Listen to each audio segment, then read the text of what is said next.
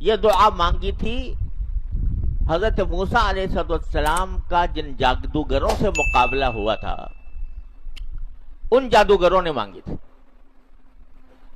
وہ جب حضرت موسیٰ علیہ السلام نے اپنا معجزہ دکھایا فرعون کے سامنے، اللہ تعالیٰ کا دیا ہوا معجزہ جو نبوت کے ساتھ ساتھ ہی آپ کو عطا فرما دیا گیا تھا کہ یہ نشانی لے کر جاؤ فرعون کے پاس کہ اپنا عصا پھینکو تو وہ زمین پر ایک اژدہا بن کے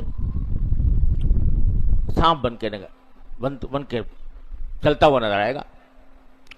تو موسیٰ علیہ السلام نے فرعون کے دربار میں یہ معجزہ دکھایا.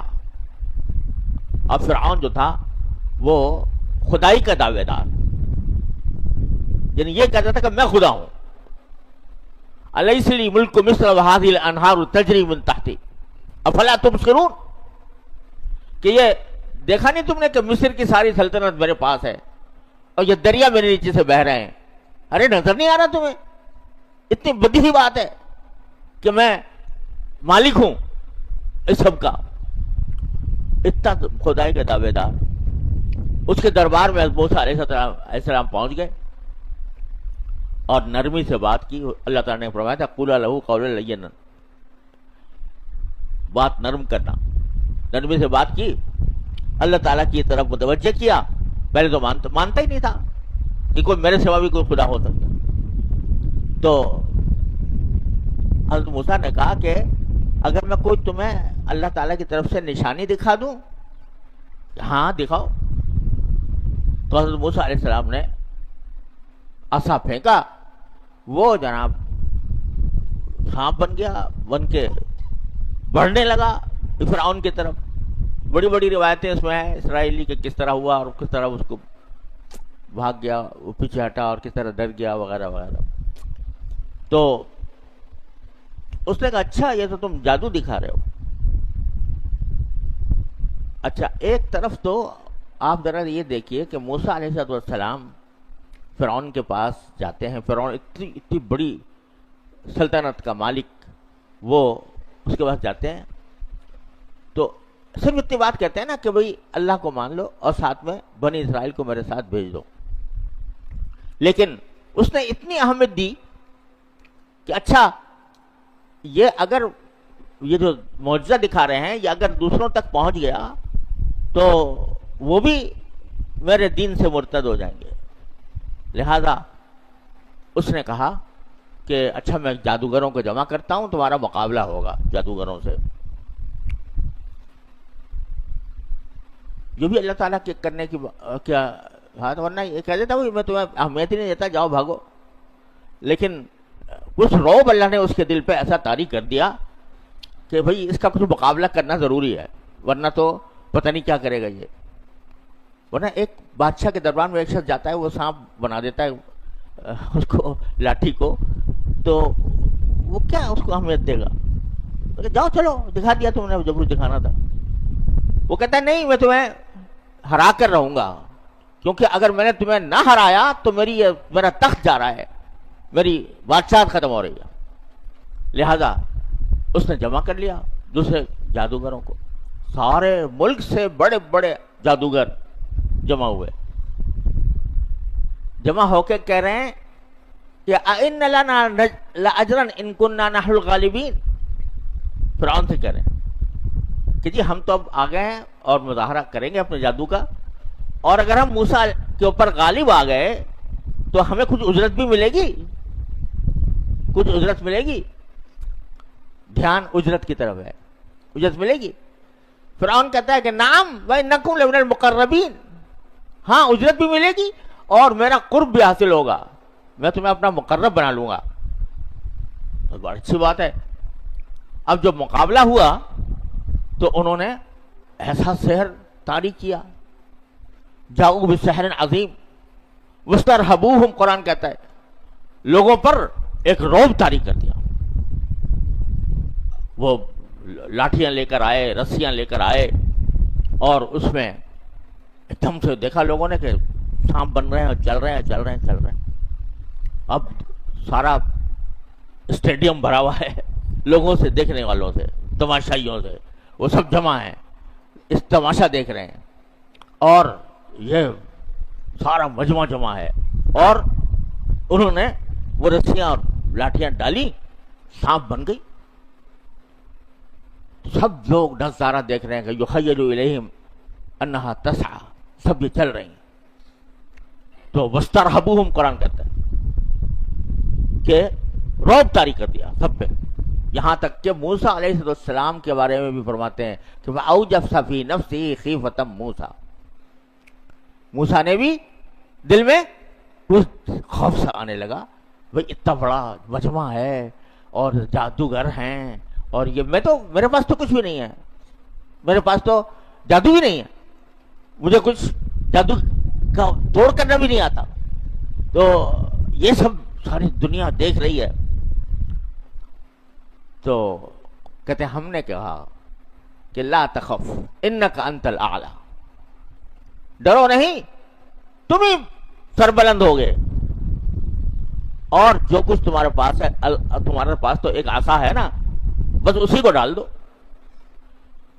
تو جب ڈالا تو وہ اژدہا ایک ایسا اژدہا بن گیا کہ جتنے انہوں نے سانپ بظاہر بنائے تھے اور جو کچھ انہوں نے جادو کے کرشمے دکھائے تھے، وہ سانپ ایک ایک کر کے سب کو نکل گیا،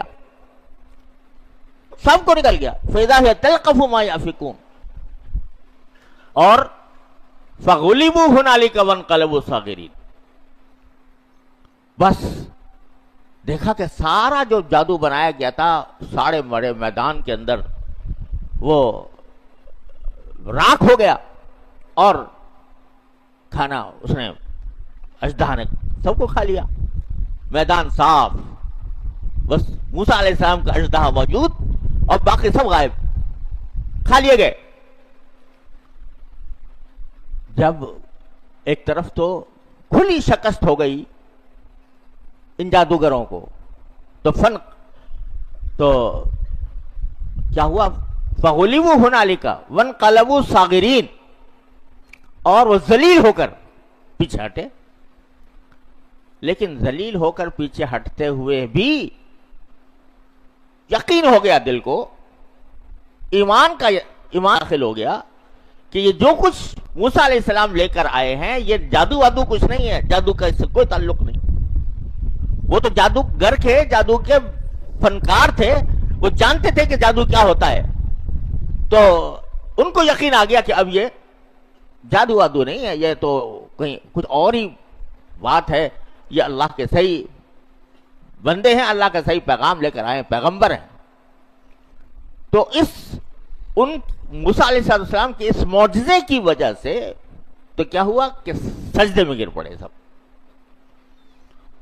فَأُلْقِيَ السَّحَرَةُ سَاجِدِينَ، جادوگر جو ہیں وہ سجدے میں گرا دیے گئے. یہ نہیں کہا سجدے میں گر گئے، سجدے میں گرا دیے گئے. کیا مانا؟ کہ اب ان کے پاس کوئی چارہ رہا ہی نہیں سوائے اس کے کہ سجدے میں گر جائیں.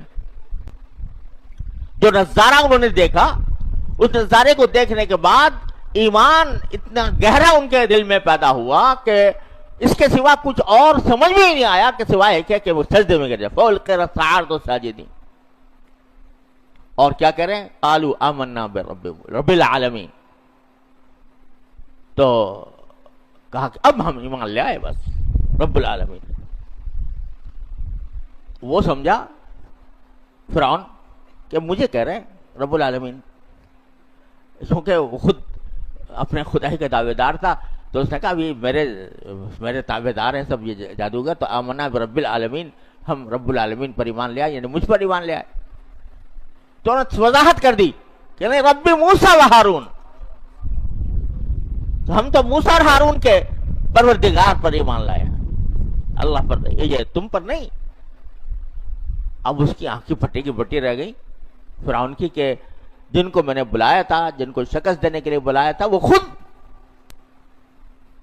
تو کہتا ہے کہ ان ھذا لمکر مکرتوہ فی المدینہ، یہ تم سب کی ملی بھگت ہے کہ تم نے یہ تماشا بنایا ہے، اور اس کے نتیجے میں موسیٰ کے साथ तुम बनी इसराइल को ले जाना चाहते हो, मेरी सल्तनत तबाह करना चाहते हो, इस वास्ते ये सब तुमने तमाशा बनाया, ड्रामा है तुम्हारा। लिहाजा तुमने चूंकि मुझे शिकस्त देने के लिए ये ड्रामा रचाया, तो लउक़त्तिअन्न अयदियकुम मिन खिलाफ, पहला काम तो ये करूंगा कि तुम्हारे हाथ पांव काटूंगा मुखालिफ सिमतों से, दायां हाथ बायां पांव या बायां हाथ दायां पांव, पहला काम तो यह करूंगा। और वो किया करता था, ये रोजमर्रा का मामूल था लोगों को इस तरह सजा देना। और सुम्मा लउसल्लिबन्नकुम, फिर मैं तुम सबको सूली पर चढ़ा दूंगा, अजमाइन, सबको सूली पर चढ़ा दूंगा। पहले हाथ पांव काटूंगा, फिर सूली पर चढ़ाऊंगा। और सूली पर जब चढ़ाता था, कुरान ने सूरह फजर में फरमाया फिरऔन दिल औताद, वो क्या करता था कि सूली पे आदमियों को इस तरह लटकाया और हाथों में मेखें काट दी, हाथों में मेखें काट दी, और आदमी कई दिन तक इसी तरह पड़ा रहा। और कभी फिर उसके पेट पर छुरा घोंप दिया, उसको खत्म कर दिया। तो ये उसने अपनी सजाओं के जो तरीके मुकर्रर किए हुए थे उनकी धमकी दी, और बड़े जोर के साथ दी।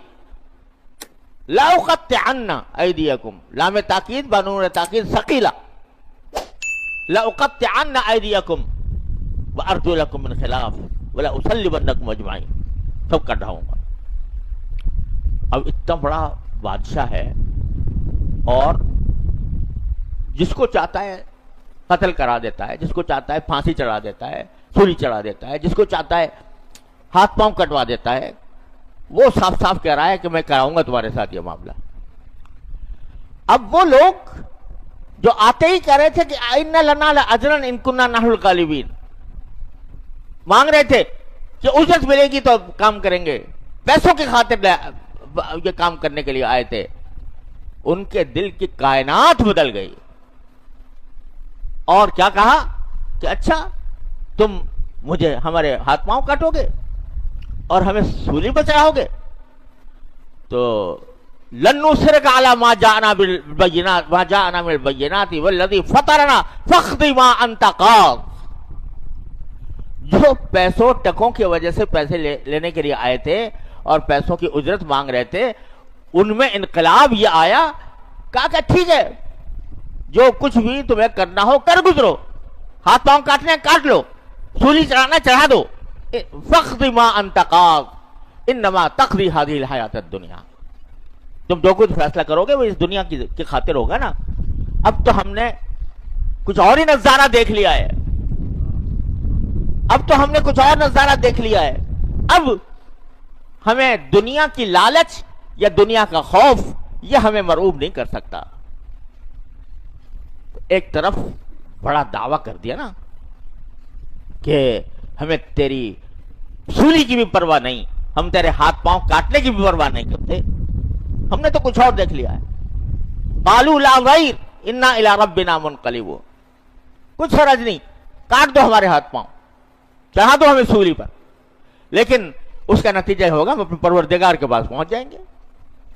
तो हमारी तो ऐन ख्वाहिश पैदा हो गई है। ये वो नजारा देखकर जो हमने आज देखा, उस मालिकुल मुल्क वल मलकूत का दीदार हमें नसीब हो गया कि पता चल गया, हकीकत वाज़ेह हो गई। लिहाजा आप दो चाहो कर लो, हमें कोई नुकसान नहीं पहुंचता।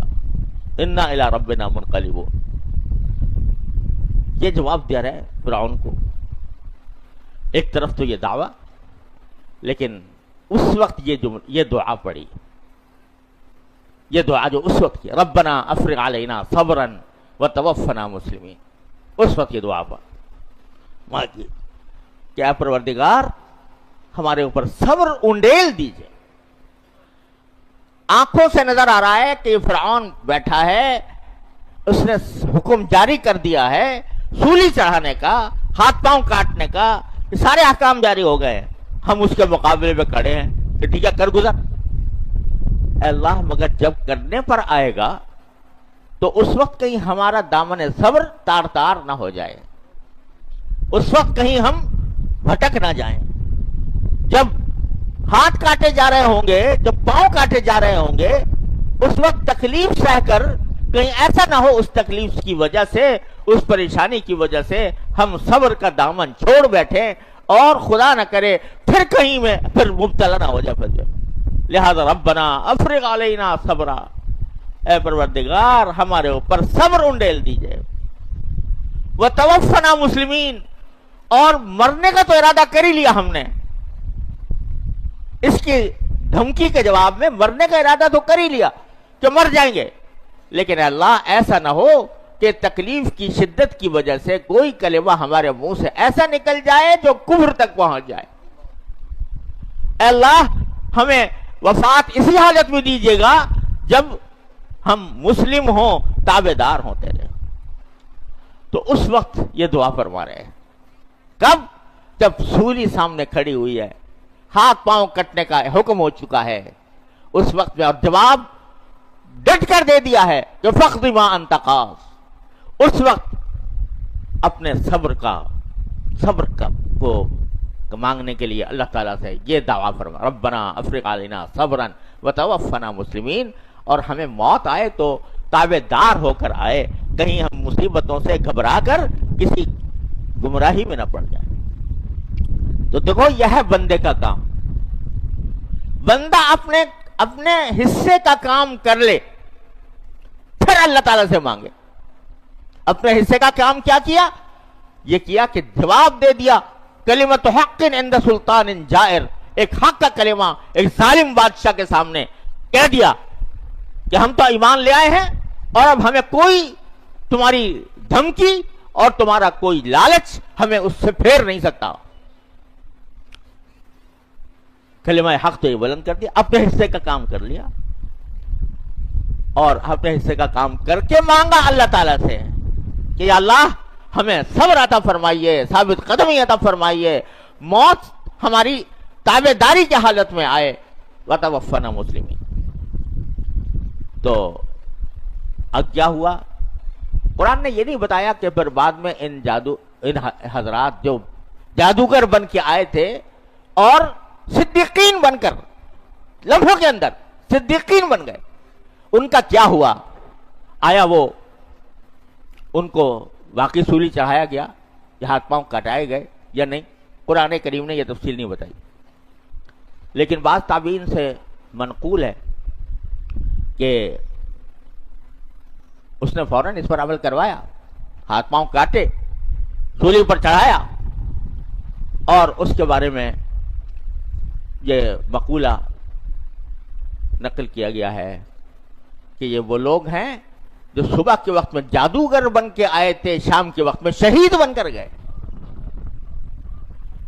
جاؤ سحرۃ فی الضحیٰ ورجعوا شہداء فی المساء، اور رات کو شام کے وقت میں شہداء بن کے گئے۔